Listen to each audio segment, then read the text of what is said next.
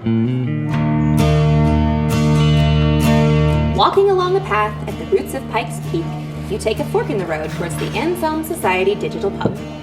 Inside is a raucous conversation on the arts, faith, and, well, whether or not you have a green thumb, a brown thumb, a black thumb, or a favorite colored thumb. And in the corner by the fire are 3 people. One of them is decidedly thinking that she has a green thumb, but it's mint green because that's her favorite color. And that's me, your co-host, Christina Brown. Welcome to Believe to See, a podcast of the Anselm Society Arts Guild. Here at Believe to See, we explore the relationship between faith, art, and storytelling. Our goal is to connect the great story, the great stories, and our own stories so that we can better understand what it means to live with a Christian imagination. Today, we will explore how the act of gardening can actually bring us further up and further in to the great reality that is the Christian narrative. We will focus on how the life cycle of plants, seasons, and our hard work in cultivating and propagating their existence makes us not only more mindful of the Christian narrative, but more involved and engaged with it. Mandy and Matt, let's do this. Hey. Let's do this. So a mint green thumb. A mint green thumb. I love that. And I'm holding a mint green narwhal pen. It's all and perfect. wearing a mint green sweater. Yes. Wow. You see, apparently it all came together. It did. That's All right, awesome. Can I ask you guys a question really quick? As All long right, as it's a good one. So before, I don't know peek if I'll behind the curtain answer. here. Yeah. Before we did this, we took some official podcast photos. So Yes. headshots of all of us. Look for us on the site. It's going to be very glamorous. But it's the day after Labor Day when we're recording this. I don't know about you. I spent a good part of Labor Day out in the sun, and I'm afraid it can show. I was going to ask you if it looks like I'm sunburned, but don't answer that. You don't have to. I'd say yes. I think you look like you have a rosy glow. You know what I think? I think it looks like you've been gardening. Yes. Oh, wow. Segue. Segue. There That you was go. awesome. You are Okay. very welcome. Okay, so Christina, do tell us about gardening. Well, that is a big ask, but I do want to basically just start with a question. Do you guys garden? Have you gardened? And how do you feel about gardening? Which is, I suppose, 3 questions.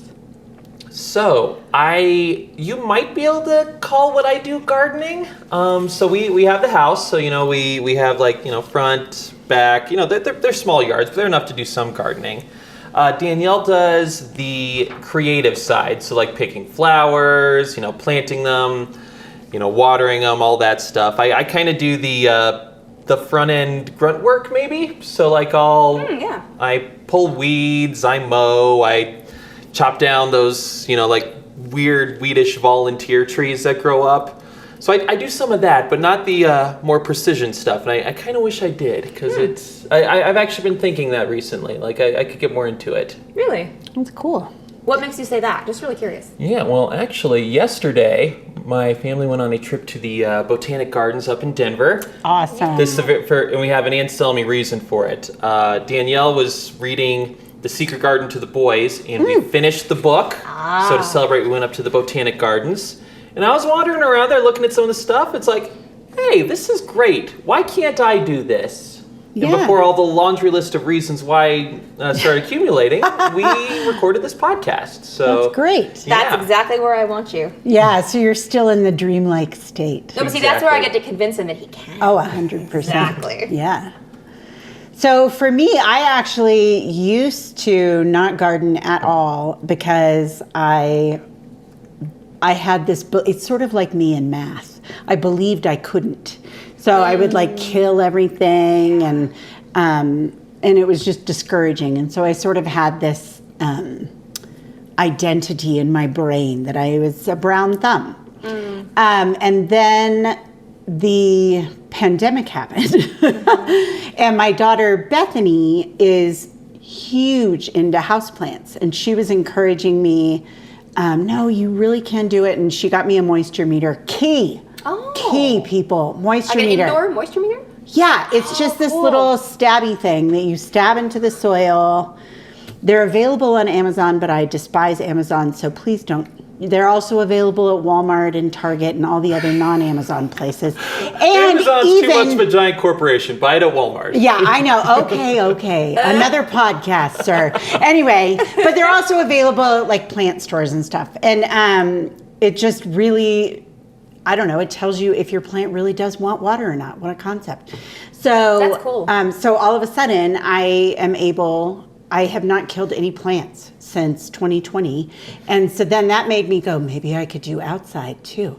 And a friend of I don't know if he listens to the podcast, but a friend of Anselm anyway, is Zach Brown, no relation to Christina and Brian, but he was actually one of the musicians on the porch for the St. Patrick's Day. Yeah, pub night. Pub night. That we recorded for COVID. For COVID, right. And he had done some landscape design and built some raised beds for some other people in the guild, like Terry Moon. And so I had him come over, and he's done a few things for me. And basically what I've learned is, thank you, Zach, if you plant stuff that wants to be there, it will grow. Because I think in the past, I've just tried to plant things that I like, and I didn't really do the research to find out, does this plant belong in the zone 5A? Yeah. Or, no, listen, I am 5A. Across the street is 5B. I am not even kidding. I looked at the map. Insane. I don't know what the difference is, but anyway, so it's just, and so now I can relax and just enjoy the garden, because everything that I put there wants to be there. Yeah. So I find that gardening is such a constant, right? It's something you're constantly doing, constantly learning. And There's a movie called The Constant Gardener. There is. Wait, seriously? Yeah, Yes. I think it's a not book. about gardening, though. What? It's about genocide. Oh, wow. This took a turn. It did take a turn. So, Anyway. what were you Anyway. saying, Christina, about gardening as a constant? Let's get this rodeo back on track. Sounds great. No, what was I saying? Dang it. You were saying that it's a constant. You find that gardening. Oh, right. Yes, Yeah. gardening. It's perpetual, right? Like we think we figured it out, and we have not. We learn some things, and then we relearn things, and then we have to unlearn other things, which is actually significant. Think about it. You know what? I actually there's a corner in my backyard where I planted identical plants. I was being all symmetrical, which I don't know if I really like that. But anyway, so... sounded nice at the time. I thought it would look good. Yeah. But because the sun moves during the day... Yes. The same plants on the left side survived and on the right side died, just because on the right side, because of the orientation, whatever, they got too much sun. And so I've learned, okay, so over the fall, I'm going to transplant, and I'm going to put the things that did survive on both sides. I'm just going to stack that on the right side. And it's like you have to listen, and you have to expect failure, which is hard for me. Oh, yeah. Well, it's hard for most of us. Yeah. We put it in our heads that we want to do something, and when it doesn't work out, we're like, oh, wow. Well, I think thanks to my success with, because I learned, it's really not it's not a failure it's not a moral failure that I used to kill all the houseplants. It was just because I didn't have that I murdered the houseplants. As a teacher, I would get a lot of houseplants as gifts, and I would literally, I would look at the plant and I would tell it, I'm sorry. You have been given to the wrong person. Welcome to your doom. Welcome, That's so exactly. funny. But I think since I released that identity, it makes it easier when things do die, because I have a couple dead plants out there right now, and I'm like, that's interesting. And it doesn't, hurt me. It doesn't make me feel like a failure. Yeah. I'm not a failure. That plant just didn't want to be there. Yeah. It's interesting because I think one of the things that we often forget is that we think, especially if we get into I'm going to create a garden, right? We think we're gonna sort of control our little plot of land, but then we kind of forget, the earth is a living thing, and it is breathing, and it decides basically whether or not it wants to exist, and we can either foster that life or we can discourage that life, but honestly, it will do what it wants to do, or what the great gardener is wanting it to do. Yeah, because no matter how small the garden plot is, we are still not the god. Exactly. It's of a funny that. thing. And I think for me, like that's been just learning to garden over the last few years has really been interesting because I've learned a great humility that like not just humility in general, that's a good word. but just super humility for things that grow and being a part of that process. You kind of realize you're a part of the process. You're not in control of the process, if that makes any sense. No, it does. Yeah, it's just, it kind of, like for me, like it really put me all the way back to Genesis, right? Where Lord says, like, steward the garden, you know, name the things, take care of it, you know.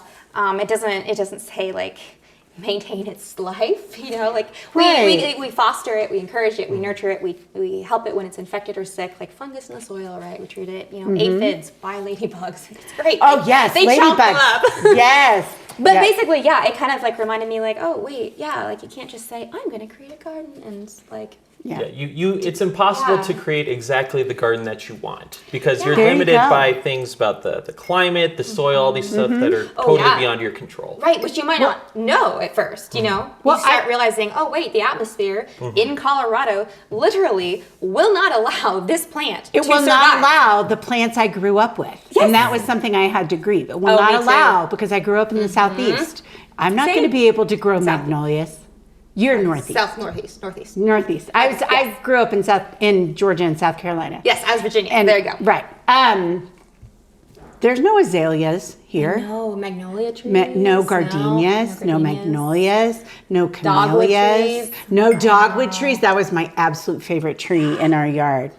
But we have peonies. We do. So there. Actually, and are lilacs. which are actually native. I didn't know that. Yeah. Yeah, which is very cool. And peonies love it here. Yes, which is also wonderful. I know. Yeah. I have 3 out front. Nice. So. I want to really go back to just the idea of kind of where I went back already, like to the Genesis mandate.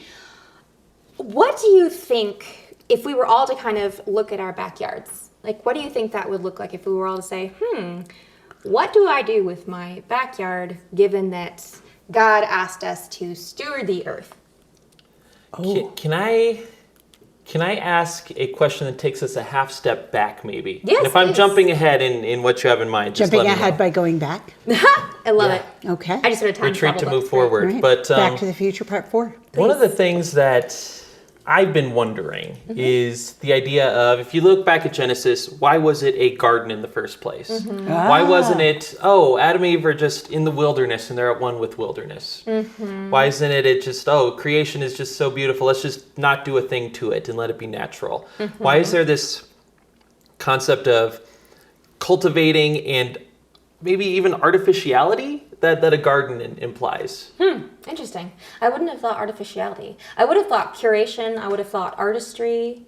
For me, though, it's interesting that you said this because I was literally thinking yesterday. I don't know that I actually consciously made this connection until even just yesterday, but Christ, right, was praying in a garden right before he died. Praying in a garden right before he died. And then he was mistaken as a gardener.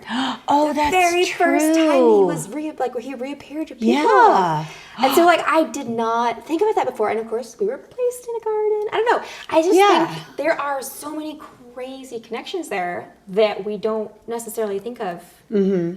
So going back to your question, Matt, rephrase the first part because I forgot. Why in Genesis were Adam and Eve placed in a garden instead of being placed in like an idyllic, like Arcadian wilderness?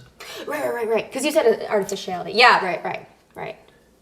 You know, that begs a question. I wonder how the Garden of Eden appears to each of us in our imagination. Like, I love that are you question. seeing like, hedgerows and like elephants carved out of shrubbery, or like how much Children's garden. how much because I think I tend that's an interesting thing to think about. Like what does each of us imagine the Garden of Eden to look like? Like how landscape architected, that's not a word, but is it in your brain? That is a good question. That kind of leads back to the word I used earlier, artificiality. Yeah, where that's what made me wonder. I think the term artificial, in the way we use it now, has this sort of negative connotation to it. Right. Let's sort of break it down. It's an artifice. Okay. So it's something that's created, it's something that we make, right? Okay.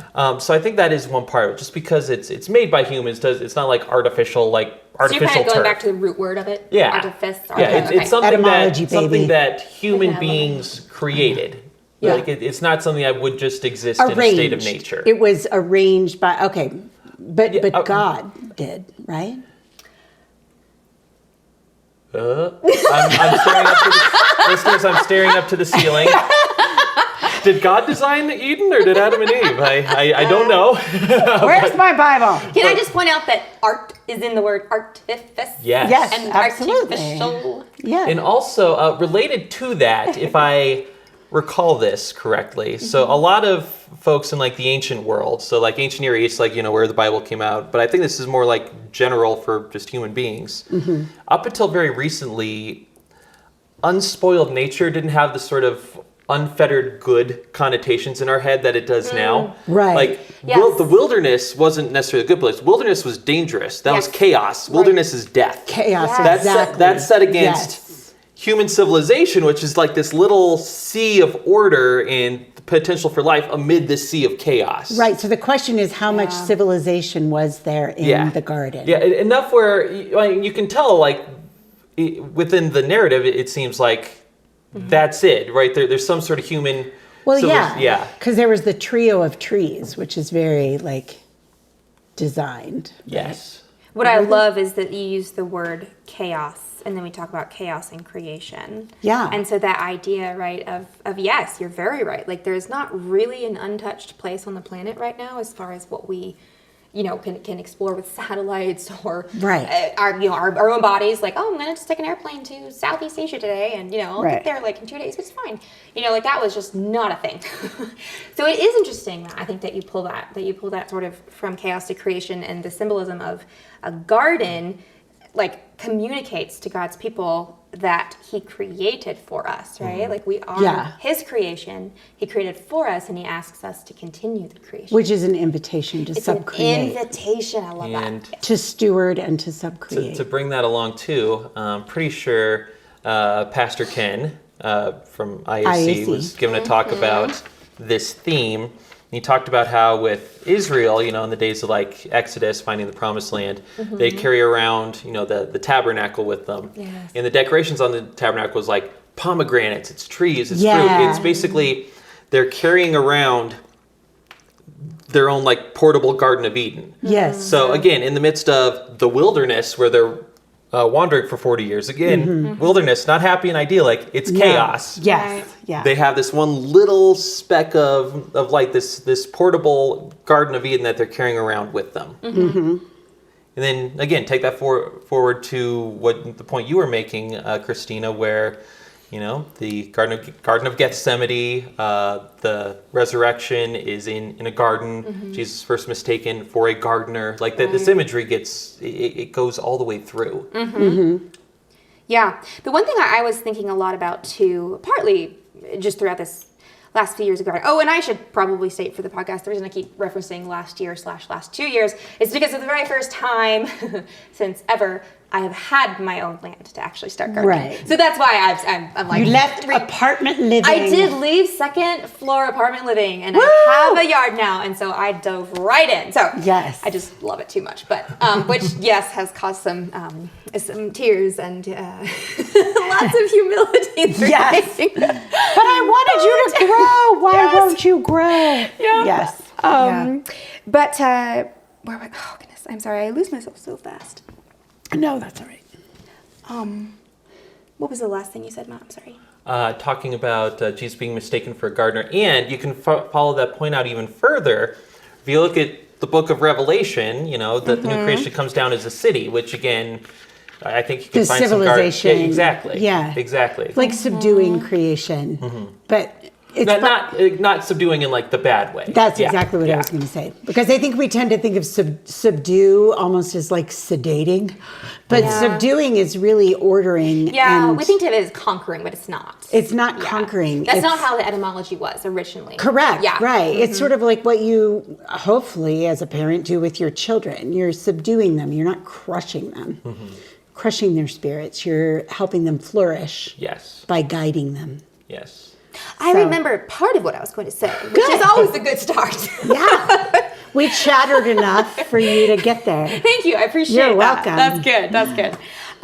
So the one thing I really loved about gardening, right, was the idea you have to understand what the roots do when you want to grow the plants, right? 100%. Yeah, yes. exactly. Yes. You have to be aware of the microbes in the soil. You have to be aware of their environment, how far they go. Of course, obviously, the water. That's the most obvious. But you have to understand so much stuff, right? What fungus is this plant susceptible to, et cetera, et cetera. But for me, I realized that when you help try to understand how a plant will root itself into the ground, when you try to help that plant root, right, or stabilize or establish itself, that's the word I was looking for, establish, that's the one. Like, you all of a sudden start to get a better idea of what it looks like to be established yourself. I think there's something about, we always say, like, rooting yourself in a community is important, right? And we're such transient people right now. We love moving. We're, like, modernists / postmodernists, I guess. I don't use that term 100% correctly, but so forgive that. But basically, we have airplanes. Like I said, we can go to like Southeast China or Asia or whatever.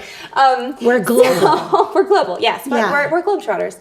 So I think what gardening does, I think, or can do in today's day and age is remind us that we are meant to be rooted.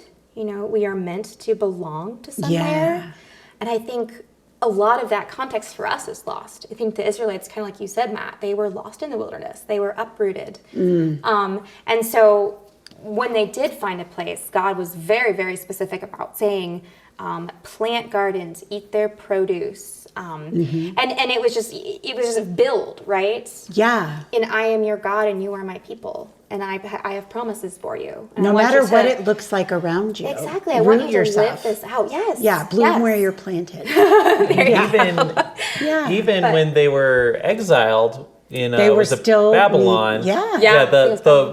They knew they were going to be there for 70 years. And, yes. And if they were listening, the word from God was, "Hey, build homes there, have families." Right. Seek the good of the city. Don't just have an attitude. Now we're passing through. Like actually set down roots there. Right. Yeah. Right. Exactly. And, I think. Go ahead. No, I just see. I'm overexcited about this topic, obviously. But there's no such thing as overexcited. That's probably fair. Okay, good. No, that's but that's the thing is the dwelling is, I think, a great word. We think of the word dwell. Yeah. And I think one of my favorite scripture verses comes from the Psalms, and it's dwell in the land and feed on his faithfulness. Oh, I love that. I do too. Yeah. And so when I realized and started thinking through this and kind of like you said, like Matt, why the Israelites were told to plant and stuff, even though it was 70 years, right? Right. Like we have to be able to plant and to establish ourselves and to create beauty around us in order to help us understand the character of God. And honestly, like going even deeper, like we need to see the resurrection, like cycles of plants and green things and growing things to understand like that we have a purpose and a promise and a place. And oh, by the way, Christ is going to die and be resurrected, but you don't know that yet, Israelites. But it's fine. I'm showing you in the way you grow your tomatoes. Yes, exactly. I love how God makes metaphors out of their lives and out of like their history is a signal of what he's going to do. And it's just awesome. I love incredible. That. Yeah. I had a Bible teacher back in the day tell me that Back in the day. Oh, Mandy, we're talking early aughts.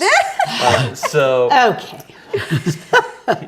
But he was saying that he had this theory that farmers can understand the Bible better than the rest of us. Because so much of the Bible, but especially, you could look at something like Jesus' parables are farming related because that was the culture he was in. Everyone would have understood the concepts of farming, of sowing, of reaping, of all this stuff that I kind of know secondhand. Yeah. What seeds do, what fruit does, what happens when it's not fruitful. Even when you make the field lie fallow. And pruning, right? Jesus talks about that famous pruning.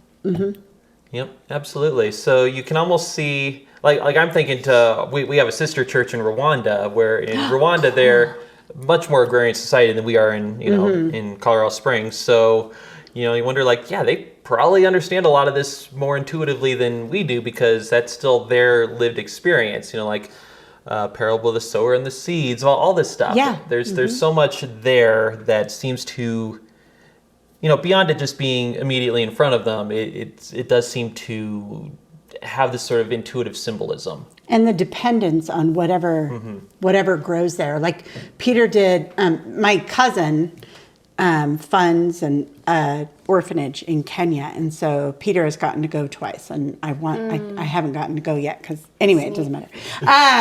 But it's so funny because kale grows wild in Kenya. So Superfood. I know. So it's hilarious because that's the main thing they eat is kale. And Peter's like, how much do we charge for kale in the United States? But I mean, that's what they eat. And they don't know. They appreciate it. It has no like cachet for them. It's just what the ground, it's basically manna. Yeah. It's almost a manna thing for them. I love that. Because they don't own land. They don't own a plot of land to cultivate. They have to go and eat what the wilderness, the chaos provides, what God provides in the chaos. Ooh. Anyway. I know. And so when they have rice, that's like a bonus. But typically what they mostly eat is kale. That's cool. I made kale chips today. I have a whole new appreciation. I love kale chips. They are good. That's another podcast. They're very smelly when they're cooking. Like They are. Worse than broccoli, man. But anyway. Worse. You're welcome, Matt. Now you need to go make some kale chips. I'm kind of all right with kale, I'll eat it. I won't go out of my way for it. I know that's not a very good opinion for a podcast. It's fine. That's a good opinion. You have to have a strong opinion. He strongly believes it's fine. But anyway, but I think, and then that goes back to like, you are given whatever is appropriate for where you are. Do you know what I mean? Did that make sense? Yeah. And Although I would really like hydrangeas to grow in Colorado. Actually, some of them do. Sorry. Maybe not in the zone. Ooh. Maybe in the zone across your street. Yeah. I will investigate zone that A, later. Your neighbor, zone B. Hey, Google. No. There are a couple, just so you know. Okay, we'll discuss later. We'll discuss later. Okay. All right. The other thing I wanted to talk about a little bit was, let's see. Oh, so this is something I learned recently as well, but the etymology for garden has a couple of different meanings, but one of them is shelter. It's to shelter. Really? And to guard. Yes. Oh, Guard and Whoa. shelter. I know. So if you think back, like, oh my goodness, first of all, right? God put us in a garden. Shelter. Yeah, shelter. Yeah, right? Yes. He's sheltering us. He's guarding us from evil, although gave us that lovely choice that we unfortunately, messed up. But it's great. And then just like the idea, for me, and again I say for me because these last few years I've been learning a lot through it, but I think when we garden, when we plant things, whether it's seeds or, bushes, trees, we learn how to protect something. We learn how to protect the life of something. We learn how to guard its goodness. So not only do we just like foster its growth, but we also guard it, right? We pull the weeds out. If there's a fungus, we try to like knock it out if we can. But we're guarding goodness, and we're learning to nurture, we're learning to protect, and we're kind of being those little mini, not mini gods. That's a terrible way of putting it. No, sub-creators. Yeah, sub-creators, stewards as he asked us to be. Yeah, exactly. So I think we're his emissaries. Ambassadors. No, I know what it means. I'm just thinking really detailed. She's just turning the word around in her head. I am. I'm She's churning. trying to decide. I'm churning and churning things around in my head. No, but it's in obedience, we're caring for what he's given us. Yeah. And I think when I realized that word was involved, I really loved it because one of the things about gardening is it's a part of placemaking. And placemaking, again, we talk about roots and rootedness. Yeah. It reminds us that we were put in a place, like originally, we are, we have fallen, right? We have sinned. But we also are destined, right, for a place. It's not over. The story is not finished. Right. But I think it's so easy to misplace ourselves and to misunderstand ourselves or our narratives or just get lost, right, in the picture that is the sadness of our personal Well, I think we stories get or stuck whatever. in the waiting. We get stuck, and we think do. waiting is like a pause, and it's really not. I mean, actually, our just this past Sunday, our pastor spoke about Psalm 23. Psalm 40, and he was talking there. One of the verses is about the Lord is with you as you seek. That is seriously not the translation, but anyway. So, and the Lord is with those who seek Him. And I had totally never thought about it, but our pastor was like, He's with you while you're seeking. And if you're seeking, it means you think you haven't found Him.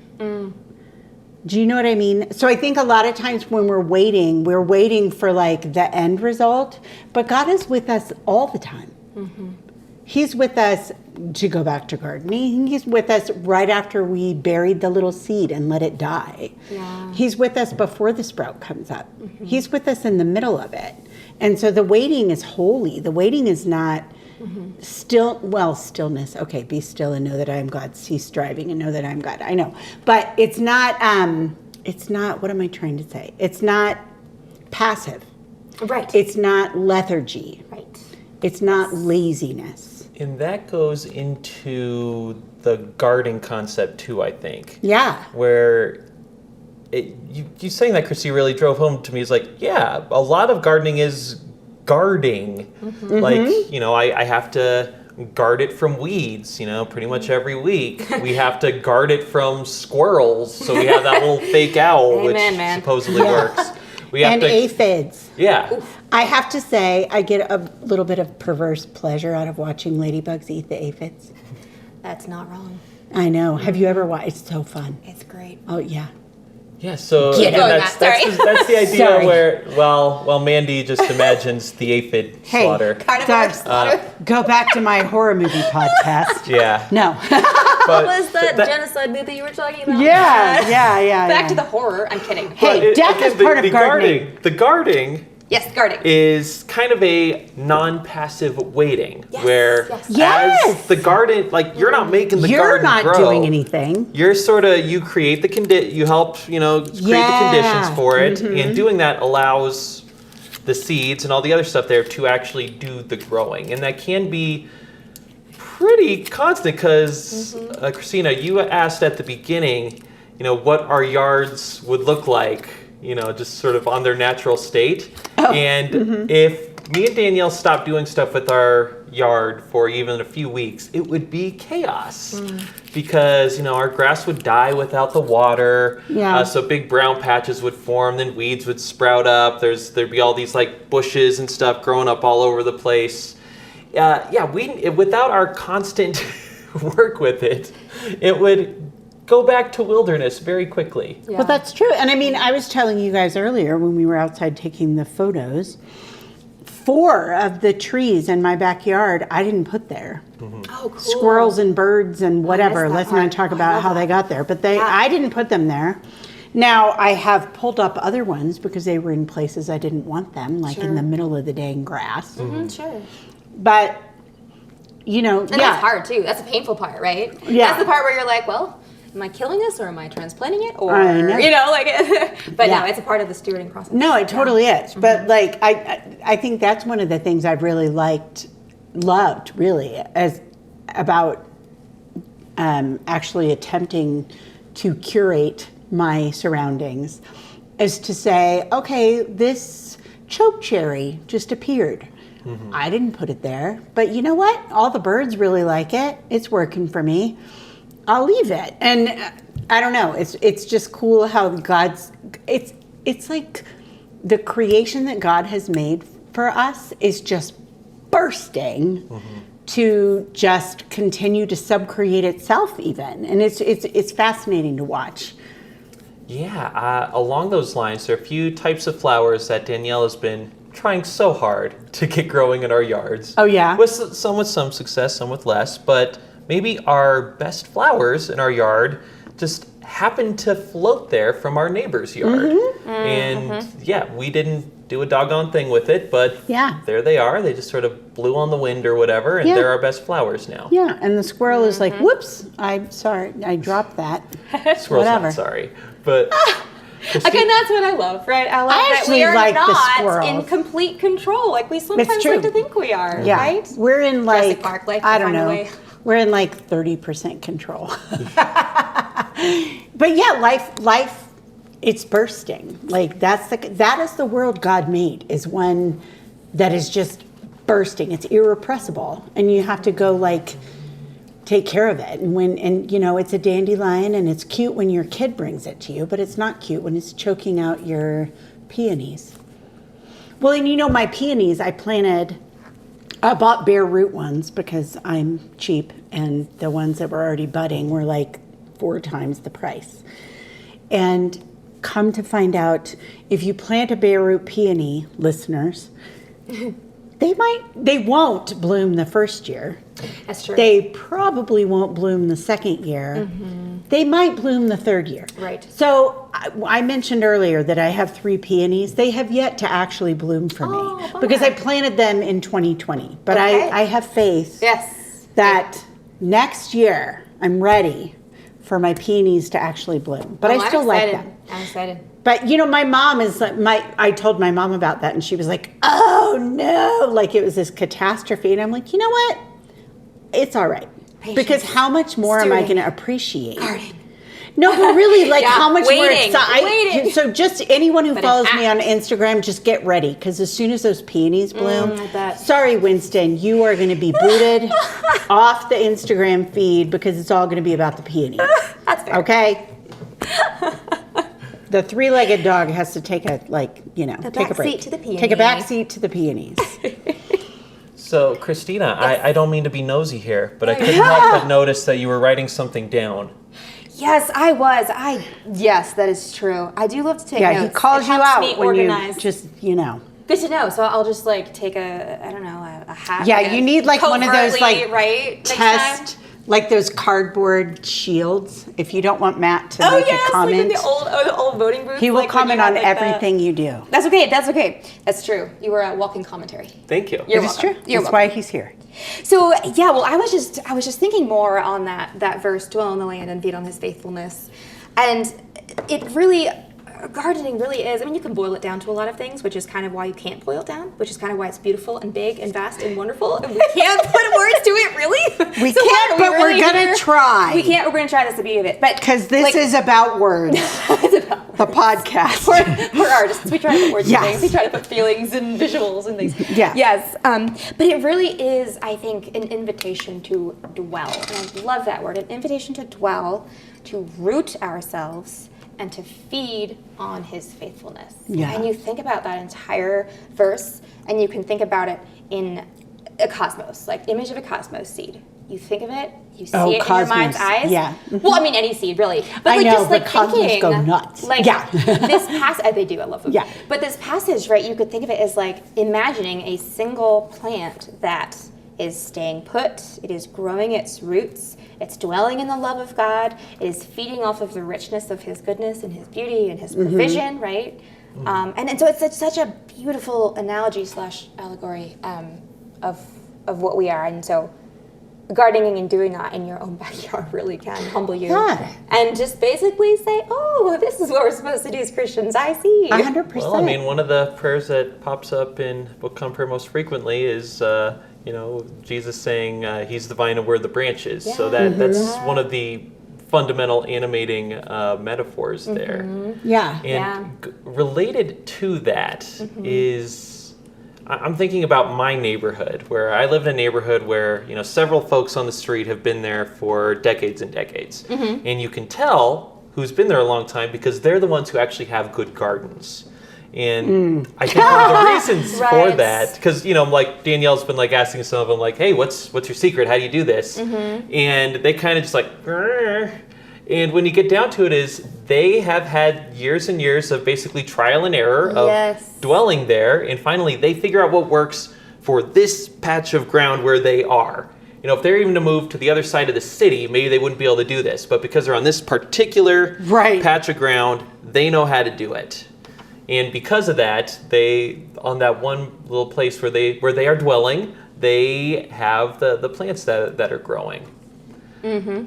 Related to that is something that I think fits well with our narrative focus too, and that's the issue of time. Because time, like my peonies. Exactly, time works differently in the garden. Where, that time frame that you laid out, in most things that sounds crazy, but in the world of gardening, that's not that crazy, right? Right. You need to think of something. I know for me, I've been thinking for a while, I wish my house had a couple just big, beautiful pine trees in it. Yeah. I like pine trees because they're green even when it's winter, and they help me from getting all depressed. Seasonal depression. Yeah. Mm-hmm. So, but I was thinking about, I was like, well, if I were to plant a pine tree, by the time it's big enough for it to actually be useful. What's useful? Well, not. I know. I'm just kidding. I get ya.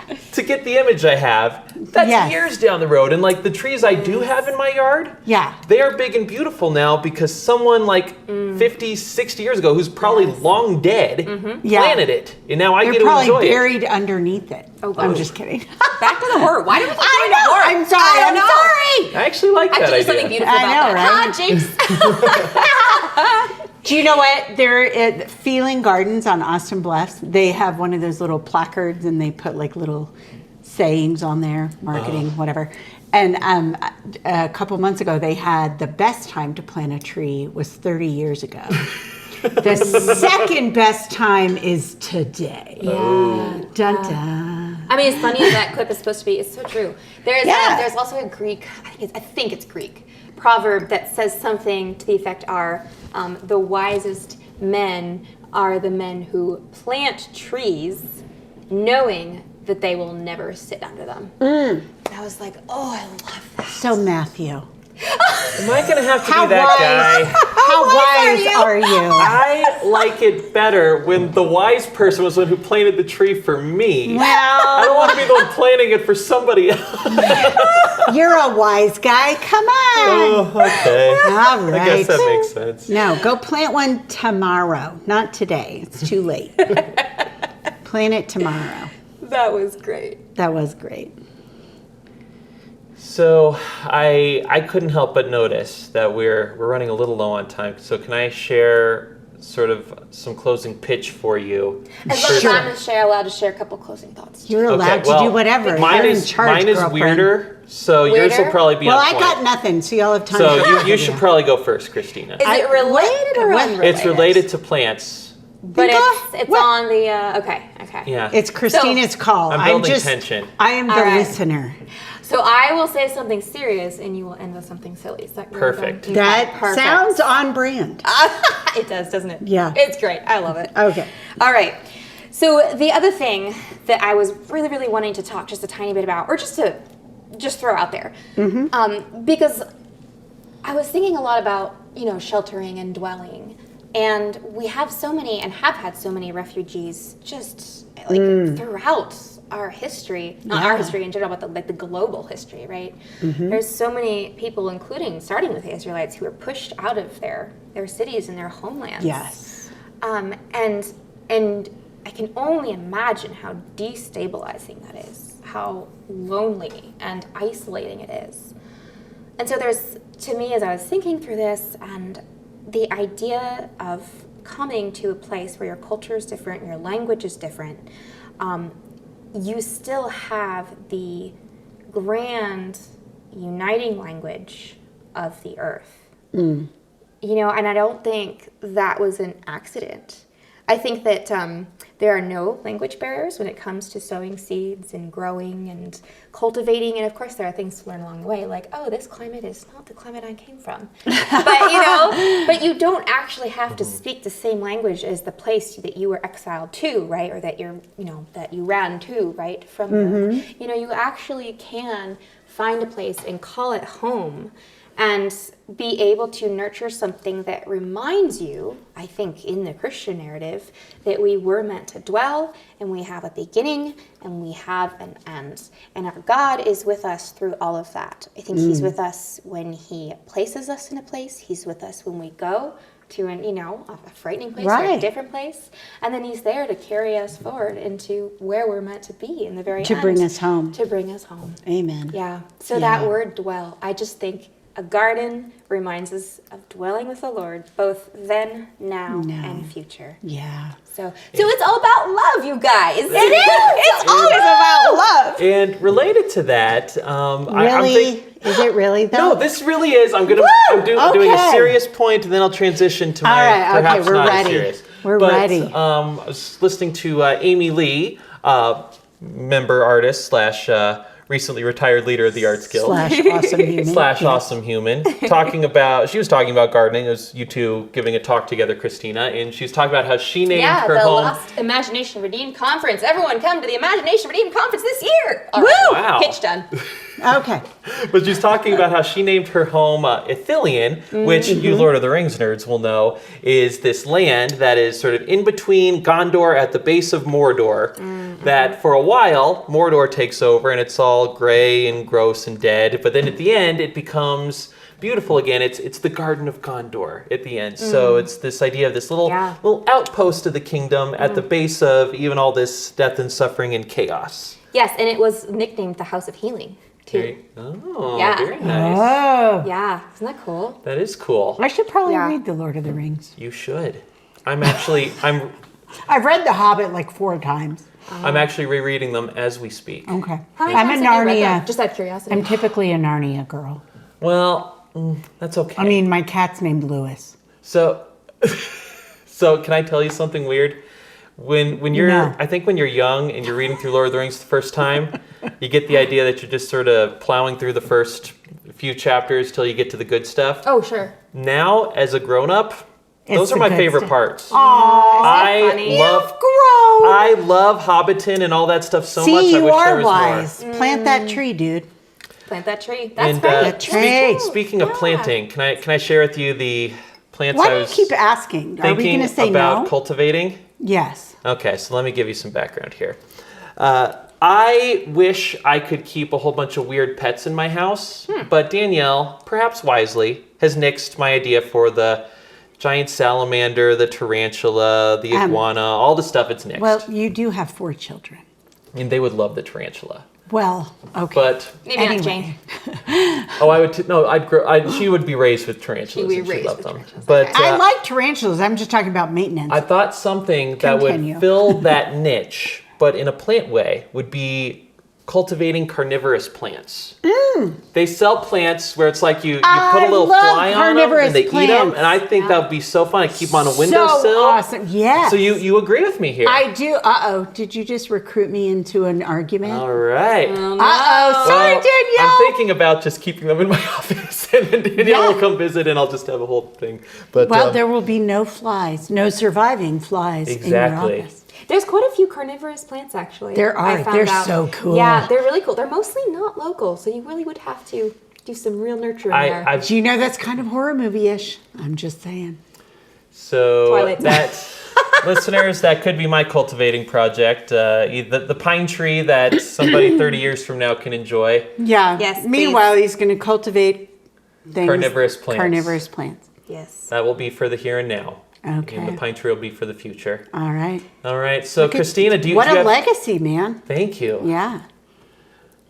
Wow, all the myriad narrative possibilities of gardening. Oh, so many. I'm just sitting here kind of starry-eyed, just kind of thinking, oh my goodness, you can just delve into the world of gardening and never come out, which is probably part of the point.